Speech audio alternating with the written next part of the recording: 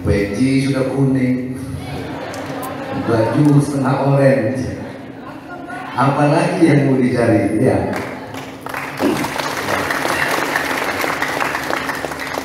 Roma Irama itu bilang begini, sulit mencapai kejayaan dalam hidup ini, dan untuk mempertahankannya lebih sulit lagi, karena banyak yang dengki serta iri hati. Bagi mereka yang benci tak akan peduli. Betul? Berbagai macam cara dilakukan untuk menjatuhkan, demi tercapainya tujuan semua dikorbankan. Asal saja yang dibenci tak berdaya lagi, apapun yang terjadi dia tak peduli. Ya ya ya ya, kan gitu kata Roma itu. Tapi buat jamaah lagi, ya nggak usah khawatir. Bagi teman yang sedang jaya, maka waspadalah. Musuh selalu berusaha untuk menjatuhkan. Teruskanlah perjuangan pada jalan Tuhan. Apapun yang terjadi, jangan kau hiraukan. Jadi biarkanlah anjing menggonggong, kafilah terus berlalu. Kalau soal hujat menghujat, Al-Baghdadi sudah kenyang dari dulu. Jadi sudah jadi makan. Justru karena dikasih makan itu saya jadikan vitamin. Betul. Kalau orang kurang vitamin kan jadi loyo. Jamaah manaqib jadi semangat karena banyak vitamin. Betul. Saya ingat kata-kata guru saya, kalau kamu ingin naik derajatnya, harus siap dihujat dan difitnah orang. Betul. Betul? Betul. Kamu tidak usah melawan, diam saja, nanti Tuhan yang kirim. Contohnya kenangan yang marah-marah, saya mau santai-santai aja. Ini dari Allah juga. Tanazzalu alaihimul malaikatu. Allah kirim malaikat-malaikat, lalu kata malaikat, udah Pak, tenang aja Pak, saya yang di depan, kan gitu. Jadi bukan berarti malaikat diturunkan pakai putih-putih ya kabur semua. Malaikat itu menyerupai apa saja yang Allah kehendaki. Oleh karenanya, assalamualaikum warahmatullahi wabarakatuh.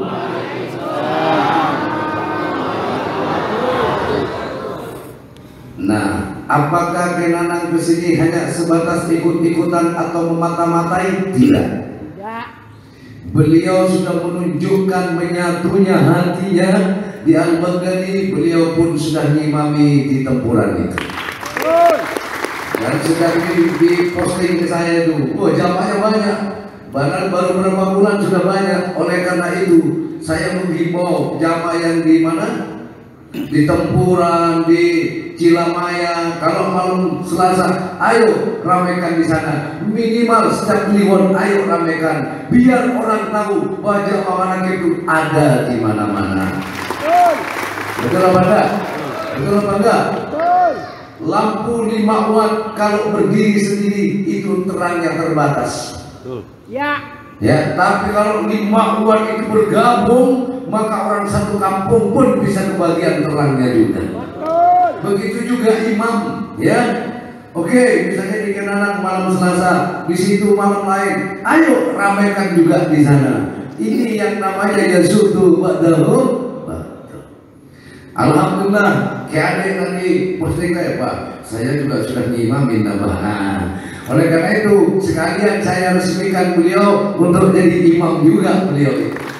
Dan nanti malam di sana malam Rebo, dimulainya nanti habis Lebaran, pas Syawal. Nanti apa yang buka selanjutnya beliau ngimami malam Rebo. Jadi imam resmi. Jadi bukan imam abal-abal ya. Nah nanti yang di Cimahi, yang dekat sana, ayo ramaikan, imam ramaikan. Maaf, inilah salah satu contoh bagaimana kompaknya jamaah dan imam-imam yang ada di Al-Baghdadi. Tidak ada merasa saling menyaingi, tidak ada yang merasa tersaingi, tak ada yang merasa terkalahkan, tak ada yang merasa yang terdahului, karena semua adalah satu tujuan, bagaimana bersama-sama ilahi anta maksudi mengajak umat takarrub kepada Allah. Betul? Betul? Dulu saya cerita kepada Nana, boleh jamaah jadi saksi. Dulu Abah tuh setiap malam pengajian, libur-libur cuma malam Senin. Semangat jamaah tuh luar biasa, motor ribuan kadang yang ikut bareng. Sampai ke pinggir laut, sampai di pulau tengah laut, di Bungin itu ya, sampai di kuburan, di hutan, di mana? Mantung yang ada itu, di Curug Ciampel, itu di tengah kuburan. Jadi kalau logika itu siapa yang mau hadir? Ada panggung di situ, ada layar di situ, kelilingnya hutan. Tapi karena Allah yang membuat ramai, yang datang pun ribuan setiap malam dulu. Nah, setelah terbentuk imam-imam baru Abah mundur. Makanya ini saya kasih tahu kepada jamaah, sehingga orang yang nggak tahu Al-Baghdadi sudah bangkrut, nggak pernah lagi muncul di luar, kan gitu ya. Nah, yang namanya pemimpin itu membukakan jalan. Ibarat saya membabat hutan, saya babat itu hutan. Saya taklukkan dulu binatang-binatang buasnya. Setelah takluk semua, baru imam-imam, sudah kamu sekarang yang maju, saya di belakang. Akhirnya apa? Imam dan imam semuanya hidup. Betul apa enggak? Sampai dulu saya nemuin tamu. Betul apa enggak? Sekarang kan apa? Jarang nemuin. Betul enggak? Kalau enggak penting-penting amat, udahlah, kalau ada perlu doa apalah malam minggu aja sekalian. Karena begini, dulu kayak Haji datang bawa jamaah, imam ini datang bawa jamaah, nah ini Pak jamaah perlu kita doa begini-begini. Saya pikir, ya kalau cuma doa, kamu kan bisa berdoa, tinggal cantol aja sama abah cantol sama Syaikhul Qadir, cantol Rasul kan sama saja. Nah, tapi jamaah punya apa? Akhirnya abah mundur. Saya tidak terima tamu. Kalau ada perlu cukup ke Imam Manakib sami mawon. Hasilnya sama saja. Nah, akhirnya apa? Kan tidak didewek, tidak disendiriin. Ini namanya rahmatan lil alamin. Kiai itu harus jadi rahmat, karena Rasulullah itu adalah rahmatan lil alamin. Semua kebahagiaan. Betul apa enggak? Betul apa enggak? Kali ada yang imam ini jawabannya banyak, saya iri loh. Kalau ada kiai iri ke santrinya, kiai model apa itu? Justru kalau jamaah imamnya jamaahnya banyak, diundang laku di mana-mana, saya senang. Berarti kalau saya punya gawe itu cocok di luar, kan gitu kan ya? Berarti disukai orang. Di mana-mana imam Manakib berdiri, silahkan. Yang penting satu, tujuannya mengajak umat takarrub kepada Allah. Soal derajat, soal pangkat urusan Allah, tidak usah takut kehilangan pengaruh. Mang imam, adanya imam ini lagi, ada imam lagi yang ceramah di sini. Jangan takut kehilangan pengaruh. Pengaruh sudah diatur sama Allah masing-masing. Gak bakalan keliru. Ya. Nih contoh, Imam Manakib, jamaahnya yang baru diajak ke sini. Setelah diajak ke sini, apa berhenti ikut imamnya yang ngajak? Pertanyaan saya, apa berhenti? Udah saya nggak pesan lagi, saya ke abang saya. Justru yang salah, kalau ada Imam Manakib punya jamaah baru, tidak dikenalkan ke sini, itu yang salah. Itu yang salah. Betul apa enggak? Itu yang salah. Kalau ingin besar, kata kenalan tadi, jadi supaya tidak besar seperti kayak di tempurung gitu loh. Begitu melihat ke sini keliwonan, jamaah banyak dari mana? Ini menambah semangat, menambah sugesti, menambah keyakinan. Ternyata teman saya, saudara saya, bukan hanya yang istiqomah di malam Imam Syafi'i. Tidak, ternyata saudara saya ada di mana-mana. Itu betul? Betul apa betul? Ada Imam Manaqib, dia mencoba menutupin ke sini. Jadi ada jamaah yang baru nggak pernah dibawa ke sini, nggak pernah dikenalkan ke sini. Begitu tahu ke sini dia ditinggal loh. Kok nggak dikasih tahu kalau ada likuli syair sababanya tuh ada sebabnya tuh ada. Seperti kayak jamaah ke sini, ada yang bukan imam, tapi kerjanya lebih dari imam. Contoh, awalnya sendiri dia ngajak saudaranya, ngajak temennya, ya. Padahal dia bukan imam, tapi apa yang kamu lakukan itu tidak kalah kamu dengan yang dikatakan imam. Ada nggak yang tadinya sendiri sekarang kadang punya rombongan sampai sekian orang? Ada. Imam bukan, ustaznya bukan, ustaz bukan, tapi punya pengikut. Ada yang namanya Pak Sotik itu, ya. Pak Sotik masih istiqomah kan dia?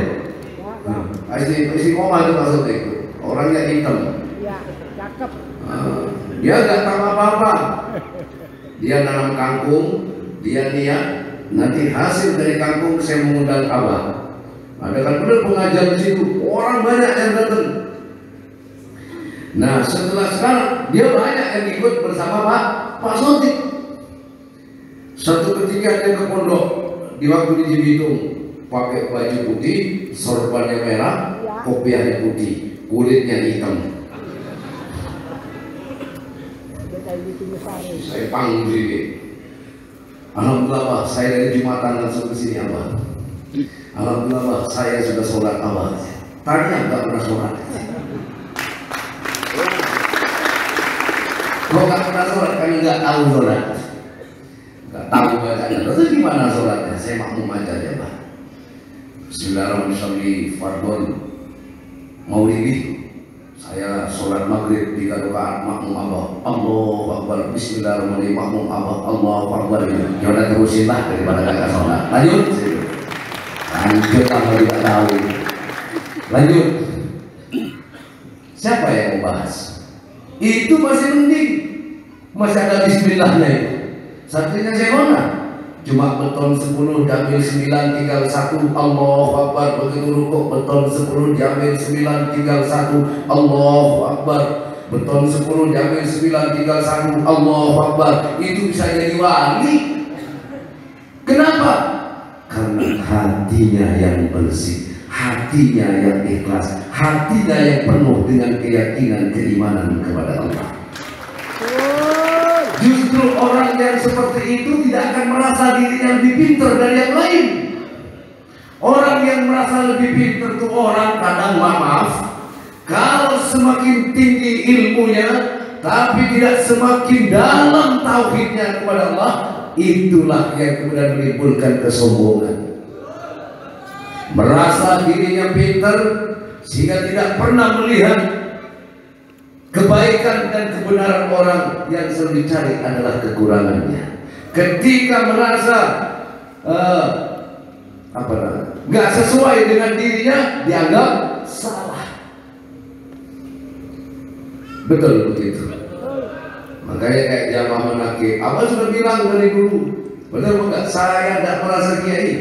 Saya bukan kiai, saya santrinya kiai. Saya hanya ngikutin lapahnya kiai, amar ma'ruf nahi munkar, mengajak umat zikir kepada Allah, mengajak umat takarrub kepada Allah. Sampai ada yang bilang, apa tuh kejunya ini bukan turunan kiai. Saya bilang, kalau bukan turunan kiai bisa mendatangkan orang segitu banyak, malu yang turunan kiai kalau nggak bisa seperti ini. Saya bilang begitu. Betul apa enggak? Betul apa enggak? Harus berpikir, betul apa enggak? Jadi ketika Allah mengangkat derajat seseorang, Allah tidak melihat dia keturunan siapa. Allah tidak melihat dia tuh apa? Anaknya siapa? Tidak dilihat lagi kalau Allah sudah berkehendak. Siapapun yang Allah kehendaki, Allah angkat derajatnya. Orang sekabupaten pun menjatuhkan, tidak akan pernah jatuh yang namanya derajat itu. Begitu sebaliknya, kalau Allah sudah menjatuhkan, orang se-Indonesia menyanjung, tetap akan nyungsat juga. Betul. Betul. Oleh karena itu, buat jamaah manakib, saya katakan luar biasa. Jamaah manakib diuji sama Allah itu tangguh. Diuji, gurunya dikasih istri 5.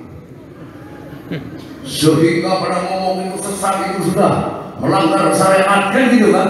Wah, keluar dari macam-macam. Tapi jamaah manakib urusan lola, tidak ada peduli. Kata jamaah, yang penting Abah tidak pernah ngajak saya untuk kawin lagi. Abah cuma ngajak saya zikir kepada Allah. Itu aja. Betul apa enggak? Betul apa enggak? Jadi jamaah manakib lulus bukan lolos. Tapi ada juga yang lolos. Wajar. Bang namanya gabah kok. Gabah satu karung kalau sudah dikocak pakai air baru kelihatan mana yang mentes, mana yang tidak. Jadi jamaah ini sudah teruji, Kiai. Jamaah manakib sudah teruji. Dulu diuji Kiai Junaidi itu sesat. Ajaran sesat, ada selebaran, betul enggak? Diuji lagi Kiai Tohel, tangguh, ya enggak? Diuji jamaah manakib, bukannya sukses, nyungsat tetap istiqomah. Lulus, diuji lagi sama Allah nih. Kiai mau tak kasih istri lebih dari 4. Nanti akan banyak pembahasan macam-macam. Ternyata buat jamaah manakib gak ada urusan. Pokoknya ikut Abah sampai mati. Selesai.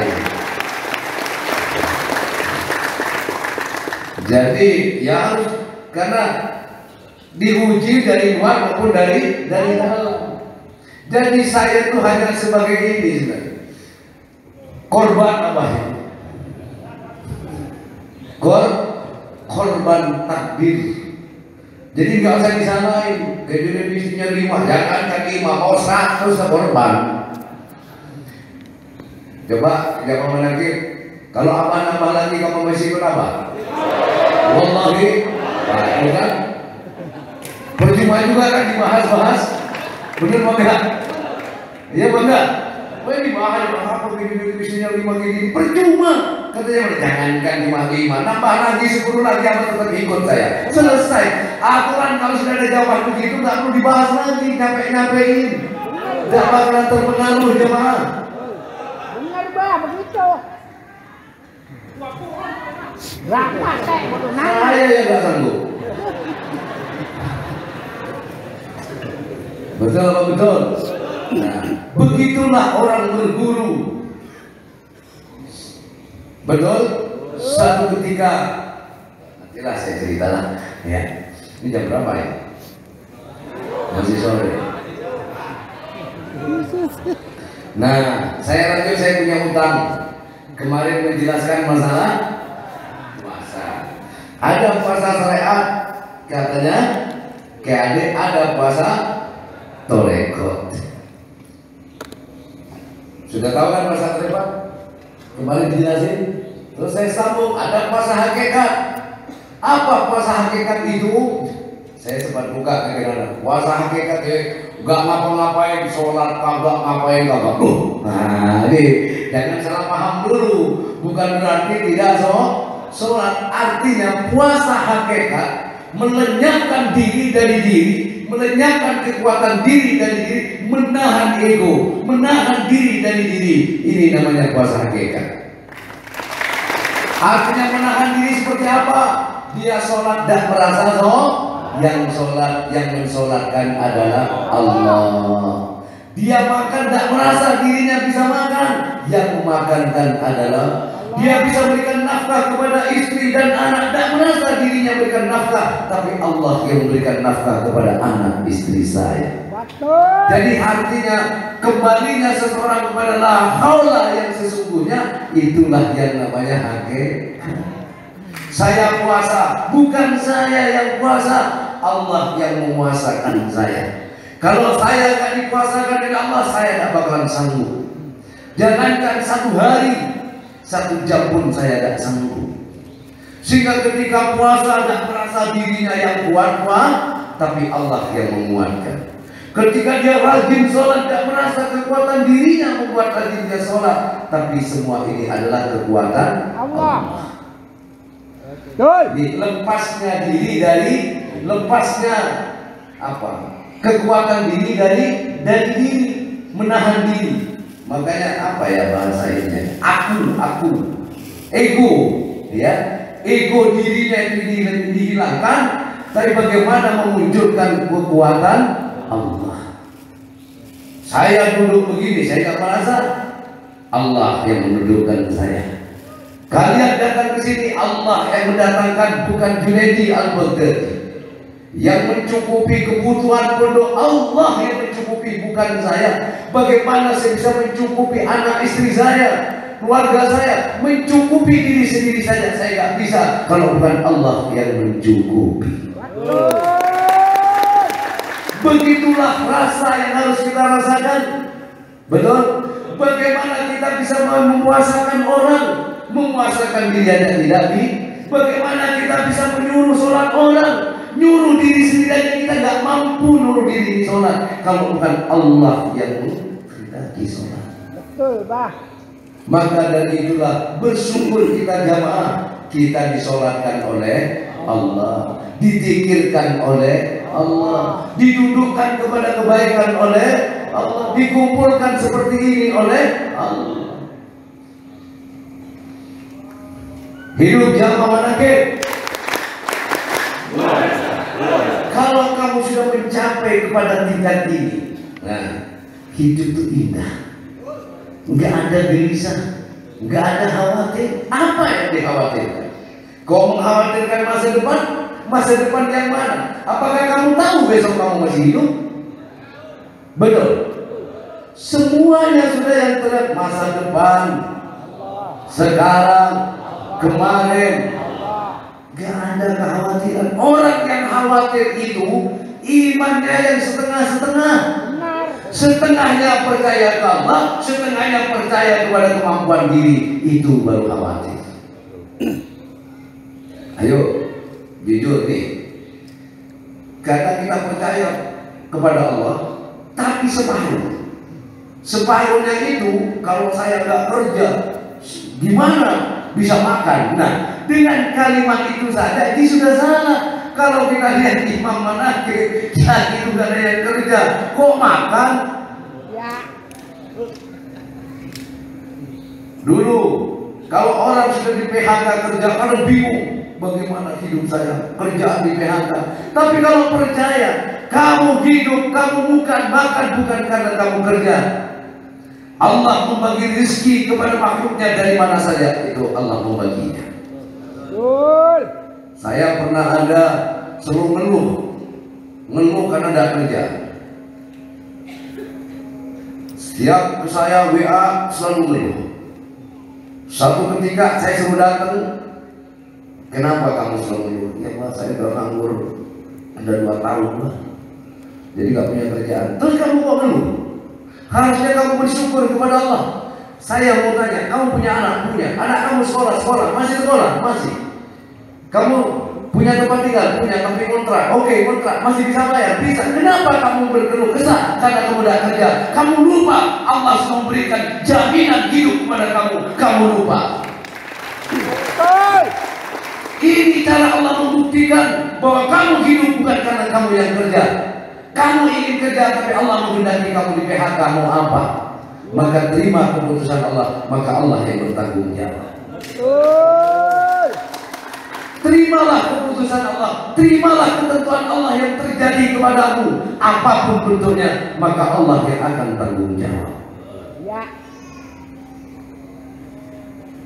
Betul tidak jemaah? Ya, betul. Sekarang jemaah boleh rasakan. Dulu sebelum ikut zikir, hidup kamu itu selalu kadang penuh kekhawatiran, selalu takut. selalu khawatir, selalu gelisah. Begitu habis bayar anak sekolah bulan depan bagaimana? Nanti bagaimana? Nanti bagaimana? Isinya cuma kayak rumah tangga itu kayak sumpah gitu. Dapat gaji dihitung-hitung nggak cukup. Betul enggak?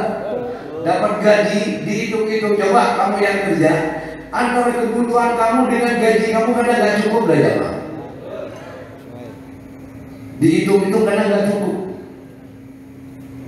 Tapi kenyataannya cicilan motor lunas, punya utang mobil lunas. Kalau nggak lunas dilunasin sama Allah.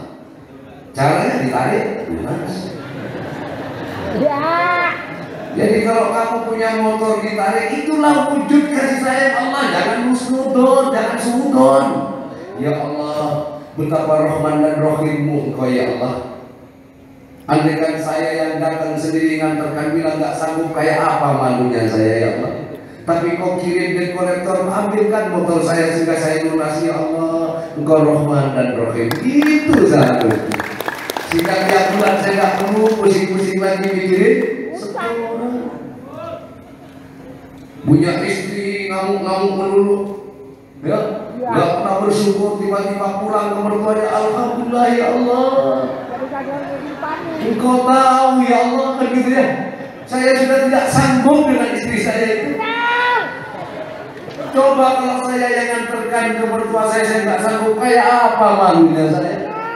Tapi kau gerakan istri kau pulang, ya udah, makanya kalau istri kamu pulang, nggak usah dijemput. Jadi aja.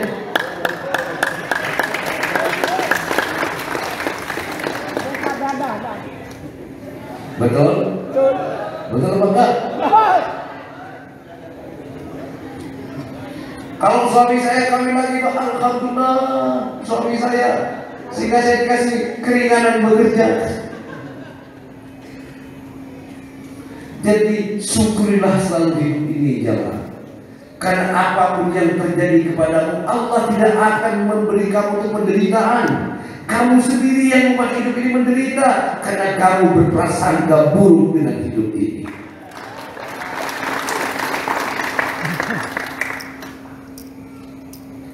Kadang ya itu tadi, dikasih masalah sedikit galau, ya, ya pada. Saya. Kamu yang bikin penderitaan. Sudah enak-enak kadang bertingkah. Benar apa enggak? Contohnya. Sudah enak-enak rumah tangga. Iya, Bah. Tahu-tahu boleh janda. Iya. Berantem jadinya rumah tangga. Siapa yang bikin masalah? Itu punya lain Allah. Betul apa enggak? Hah? Lanjut lagi. Udah enak-enak nggak punya utang. Iya. Hah? Ada yang ngamarin utang. Mau pinjam duit nggak? Bunganya kecil kan? Ya kan? Ya udah saya coba sejuta dulu, sejuta enak juga. Nambah lagi. Akhir terjebak dalam utang. Siapa yang bikin masalah? Tak. Tidak gitu, geluhnya ke Allah. Untung Allah Rahman dan Rahim. Kalau nggak banyak kamu itu. Kamu yang bikin masalah, saya ketempuan, begitu ya. Untung jadi jamaah yang istiqomah. Amin. Iya Panda. Iya Panda. Setuju? Dulu minta ya Allah, saya ingin kelancaran ya Allah agar motor saya cepat lunas, ya. Atau cicilan mobil saya lunas. Begitu lunas, kredit lagi, tambah lagi ketempuan. Ya Allah, kurang apa Allah kamu jamaah? Hah? Dia mana? Kurang apa coba? Betul? Jadilah hamba yang nurut. Jadilah hamba yang nurut kepada Allah. Jadilah hamba yang selalu menyenangkan Allah. Jangan pernah bergeluh kesah. Apa tidak pernah ngeluh? Makanya imam tuh apa punya utang nggak pernah ngeluh kali pernah cerita ke sampean? Enggak. Gak santai aja. Iya. Wayahnya lunas gitu. Kalau belum wayahnya lunas mau diapa dipencet juga kan lunas juga. Betul.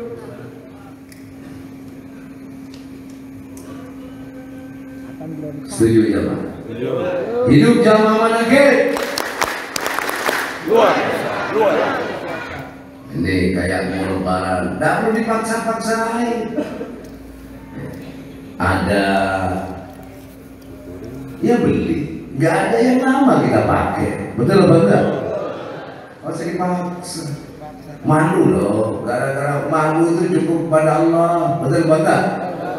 Hah? Justru malu itu, apa itu malu? Nah, malu sebagian dari iman, bukan kepunyaannya di aku itu namanya orang tidak punya malu. Betul. Betul enggak? Bukan kepunyaannya di aku itu orang punya malu nggak itu? Iya. Nah sama, susah punya siapa, seneng punya siapa, Allah. enak punya siapa, semua punya siapa? Ya sudah kembalikan aja kepada Allah. Kalau kamu merasa pangkat punya, kemuliaan punya, derajat punya, kalau kamu dikasih derajat jangan merasa kamu besar.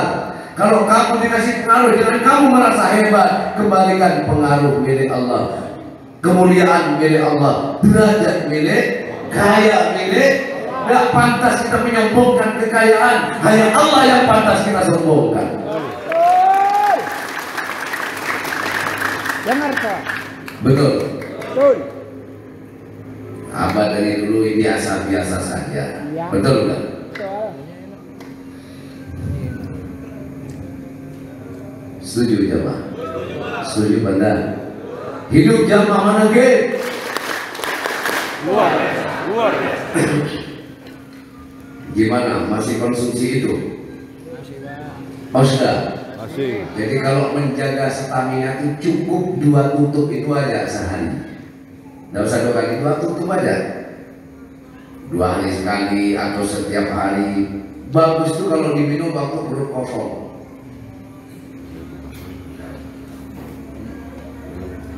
Perut kosong, artinya bangun tidur, minum dulu 1 gelas, habis itu minum itu 2 tutup. Itu bagus. Rutin aja. Kadang ingin sehat, kadang suruh memodali buat diri sendiri aja, kadang hitung-hitungan. Kalau kamu minum 2 tutup, ini kan sekarang kan isinya gede tuh botolnya, ya. Itu sebulan paling 2 botol. Sehari minum, sehari enggak. Paling bisa 1 botol, bisa 2 botol. Kalau 200.000, 200.000 buat merawat, maintenance kesehatan diri sendiri, apa saya? Di dalam itu komplit tuh vitamin ada, komplit di situ itu. Nanti kapan tak setel saya di layar itu tentang masalah itu, ya. Bahkan di bulan puasa ini, kamu habis sahur minum itu, insya Allah saya kamu tidak akan makan tidak apa-apa. Habis sahur kamu minum, sehari kamu tidak usah makan, dapat pahala malah kamu. Itulah kelebihan minum osdabe. Habis sahur minum 2 tutup, sehari kamu tidak makan dapat pahala. Tidak makan tidak apa-apa kamu.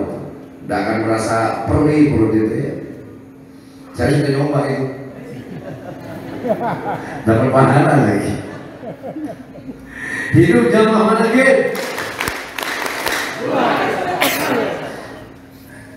Sengaja saya order anak suruh jalanlah kasihan karena yang belakang kan tidak sempat naik maju ke depan ya. Dilanjut. Ya udah yuk, yang osda jalan dulu deh. Kali ada yang perlu, saya mau ngerokok dulu ya. Masih senang ikut apa? Masih percaya? Masih percaya? Kalau kamu sudah nggak percaya, saya bikin perumahan tempat ini. Dan kalau kamu sudah nggak percaya, berarti nggak ada yang datang lagi. Saya bikin kontrakan aja nih. Jadi kalau jamaah berhenti, ngaji ke sini, saya tulis plang di sana itu. Depan. Kiai Haji Junaidi Al-Baghdadi sekarang berhenti jadi kiai. Kenapa? Kalau udah ada jamaah yang mau datang, siapa yang bisa imami? Betul. Jadi saya dipanggil kiai karena masih ada santri, masih ada jamaah. Oleh karena itu wajib hukumnya apa? Selalu mendoakan jamaah dan menyambungkan eruhnya jamaah dengan eruhnya Syaikhul Qadir Jilani dan eruhnya Rasulullah. Wajib hukumnya. Untuk itu saya minta ke Rois ya untuk ngisi calon imam manakib. Nanti peresmiannya nanti pakai gong di sini nanti, di Al-Hijaz itu nanti. Maka saya resmikan gong tinggal lagi. Ini kalau musik togel diramal itu. Oke.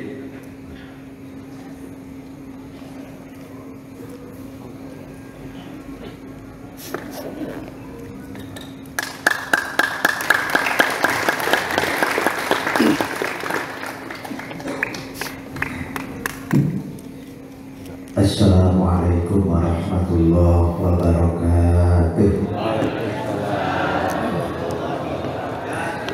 Hidup jamaah Al-Baghdadi. Hidup imam-imam manakib. Nabiuka mereka, saya nggak tahu lah apa pertanyaanmu itu. Jawaban saya bagaimana kiai saya. Tanya lagi jawab. Dengar gak mereka? Itu saya bilang jawaban saya nunggu kiai saya kok. Dimarahin mereka. Akhirnya mereka tuh lapor sama Allah. Ya Rob, bagaimana nih ya Allah? Ada apa mereka? Ini ada hambamu. Ketika aku tanya marrabuka wan nabiyuka, jawabannya bagaimana kiai?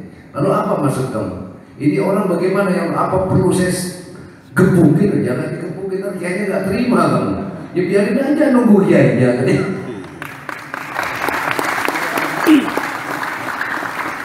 Enak kan ya? Loh, saya jamaah ntar dulu, saya juga punya kiai, saya punya Syaikhul Qadir. Kalau kamu jawab siapa kata abah, saya jawab siapa kalau ada guru saya. Apa kata Syaikhul Qadir, selesai sudah. Ya, Quran kan yang dulu, wabtagi ilahi wasilah, betul enggak? Betul kan gitu ya? Jadi ada seseorang jamaah itu bermimpi.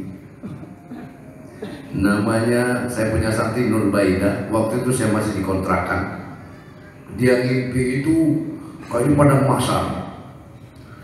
Tapi di padang mahsyar itu ada tempat yang pakai tenda. Di orang mau kepanasan ada yang tempat yang pakai tenda. Orang yang mau masuk itu nggak boleh, udah bisa. Terus kenapa? Ini khusus tempat untuk jamaah manakib. Luar biasa. Luar biasa, syukur alhamdulillah. Nah, saya cuma cerita. Dan siapa yang bisa bikin mimpi? Gak bisa, itu adalah Allah semua. Jadi petunjuk dari Allah. Jadi itu tadi ada orang meninggal dunia, lalu datanglah dua malaikat. Yang satu pakai bawa cambuk yang dari api, yang satu pakai gada segede gunung. Begitu dia mau nanya kepada siapa? Si mayit tadi bilang ini, bil barokah wal karamah Syaikhul Qadir waliyullah bisyafaat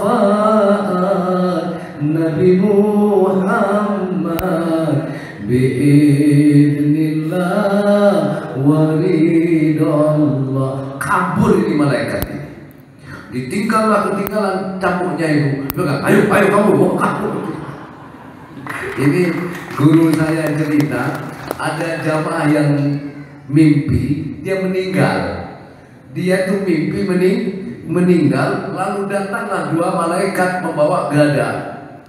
Nah, begitu dia mau datang bawa gada sama cambuk, mau nanyakan, dia cuma bil barokah, lari mendengar namanya Syabdul Qadir Jilani. Oleh karena itu wahai jamaah, Abah pernah bilang, orang beriman adalah orang-orang yang terpilih, ya, orang yang dipilih. Dan di antara yang dipilih ada orang yang terpilih. Siapa orang-orang yang terpilih? Para syuhada, ya, para solihin, para aulia Allah. Itu orang yang terpilih di antara yang dipilih. Saya dan kamu, alhamdulillah, dari yang dipilih menjadi terpilih, diberi cinta, yakin, percaya kepada walinya Allah. Ya, kamu boleh tahu, karena tidak sedikit orang yang gak percaya dengan wali. Betul gak? Gak percaya dengan barokah, gak percaya dengan barokahnya ulama, barokahnya banyak yang gak percaya. Maka tidak usah kamu mempermasalahkan itu, tapi syukuri apa yang telah Allah berikan kepada kamu. Betul? Betul apa betul? Coba kalau nggak terpilih, apa mungkin kamu akan seperti ini? Tidak mungkin. Ya, jauh datang dari sana. Betul apa enggak? Tapi begitu ringannya kakimu melangkah ke tempat ini, kalau bukan terpilih dari Allah. Alhamdulillah. Jadi katanya Rois tadi, ketika ada orang alim memindahkan kerajaan Ratu Bilqis dengan baca ya Allah, ya Hayyu ya Qayyum, itu kan zaman Nabi Sulaiman. Tapi zaman manakib dengan ya Allah ya Qayyum telah memindahkan kerajaan Baghdadi, pindah ada di sini. Ini loh. Betul apa enggak? Iya enggak? Ini mungkin kerajaan Ratu Bilqis kerajaan ini gitu. Betul apa enggak? Ya Allah, ya Hayyu ya Qayyum, dari tempat yang kecil dipindah ke tempat ini ya Allah, dengan barokahnya ya Allah, ya Hayyu ya Qayyum. Begitu juga jamaah manakib, rutinkan itu. Bukan hanya manakib, kalau perlu setiap habis sholat kamu baca 33 kali. Kalau sanggup, nggak sanggup cukup 11 kali tiap habis sholat. Kalau kamu lagi buka dagangannya sudah ya Allah, ya Hayyu ya Qayyum, ya Allah, ya Hayyu ya Qayyum. Orang yang alim mengamalkan ini, kalau kamu punya usaha-usahamu tak akan pernah mati. Kalau tani yang kamu pegang akan hidup. Jamaah manakib, Abah pindah pohon manapun, ya. Saya pernah pindah pohon pohon mangga itu sudah kering. Di samping kolam itu sudah kering, udah mati. Saya ngomong. Terus bersama pohon cemara udang waktu di kolam renang, ini sudah mati, aja saya siram, saya nyiram ini. Saya ngomong, hai pohon, saya sekarang yang nyiram kamu, saya sekarang yang merawat kamu. Kalau kamu tidak hidup, berarti kamu tidak menghargai kiai, berarti kamu pohon kafir kalau kamu gak hidup. Jadi dari mati itu hidup lagi kiai. Ini pohon dong, wallahi wa nabi. Jadi amalkan ya Allah ya Hayyu, Allah yang hidup, betul benar, dan yang menghidupkan. Allah yang hidup dan menghidupkan kamu, menghidupkan rezeki kamu, menghidupkan rumah tangga kamu, menghidupkan keinginan kamu, menghidupkan hajat kamu, tani kamu, semua akan dihidupkan oleh Allah. Jadi ya Allah ya Hayyu Qayyum, artinya apa? Allah yang hidup dan Allah pula yang menghidupkan. Semua yang kamu pegang, semua yang kamu rencanakan akan hidup jadi kenyataan karena Allah yang akan menjadikan. Maka ini malam Ramadan saya ijazahkan kepada kalian, bukan hanya malam manakib kamu amalkan ini. Maka setiap habis sholat selesai doa atau ditambahkan di wiridan yang biasanya itu, baca ya Allah ya Hayyu Qayyum minimal 11 kali. Qabil itu ya, saya ijazahkan kepada kamu, ya, amalkan. 2 kamu bulan puasa ini dapat ijazah sudah. Yang pertama apa tadi? Kemarin, alaniyati, betul enggak? Ada 2. Itu tidak perlu pakai uang selawat itu sudah. Itu yang amalkan. Kamu tidak perlu repot-repot dulu sih untuk mengamalkan ini. Waduh, sengsara dulu sama dia dibikin sengsara saya. Tapi kamu amalkan itu. Ya Allah, ya Hayyu ya Qayyum, ya Allah, ya Hayyu ya Qayyum. Tidak usah kamu pikir biar usaha lancar, tidak usah. Pokoknya saya maklum Abah, itu aja sudah. Alhamdulillah, jamaah manakib berkah. Ya, amalkan itu. Ya Allah, ya Hayyu, biar rumah tangga kamu hidup. Hati yang mati akan hidup. Ya, hati mati ini hati yang keras akan kembali hidup. Kalau hati yang keras itu dinasihati tidak pernah masuk, dinasihati tidak pernah terima, itu tanda-tandanya hati orang itu keras. Selalu merasa pokoknya nggak masuk aja dinasihati orang. Amalkan itu. Malam ini saya berikan buat kalian. Setuju? Setuju? Hidup jamaah manakib. Amalkan ya. Saya sedekahkan buat kalian. Ya Allah, ya. Jadi ya Allah tarik, ya Allah, ya Hayyu ya Qayyum, ya Allah, ya Hayyu ya Qayyum. Di hati biar hidup, ibadahmu biar hidup, hatimu biar hidup, rumah tangga, pikiranmu biar hidup, biar gak sumpah terus-terusan. Ya. Tapi yakini Allah yang hidup dan Allah yang menghidupkan semuanya. Itu yang harus kamu yakini. Yang menghidupkan rezeki saya, yang menghidupkan usaha saya, pertanian saya, apa yang saya pegang, Allah yang menghidupkan.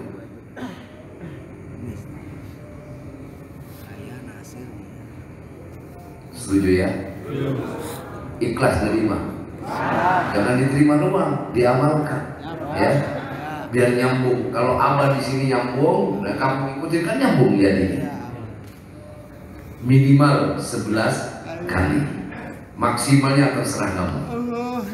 Setiap habis sholat, ya Allah, ya Hayyu Qayyum, ya Allah, ya Hayyu Qayyum, ya Allah, ya Hayyu ya Qayyum. Ala niyati wala niyati sultan awliya Syaikhul Qadir Jilani wala niyati Nabi Muhammad SAW. Ridho illahi ta'ala al-Fatihah.